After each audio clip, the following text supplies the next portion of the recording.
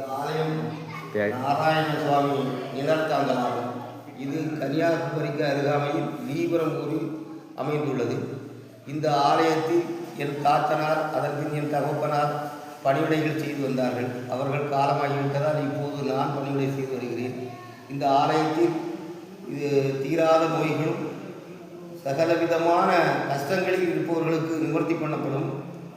அதை விட என்னவென்றால் பாதி சூது வஞ்சனை பேய்பிடி இப்படிப்பட்ட காரியங்களெல்லாம் ஐயாவின் மண்ணும் தண்ணீர் மருந்தாக கொடுத்து அவர்களுக்கு விருத்தி பண்ணப்பட்டிருக்கிறது. எனவே இந்த ஆலயத்துக்கு வருபவர்களுக்கு மிக சிறப்பாக அமையும் என்பதை தெரிவித்துக் கொள்கிறேன். நீங்கள் கஷ்டத்தில் இருப்பவர்கள் இந்த ஆலயத்துக்கு வாருங்கள்.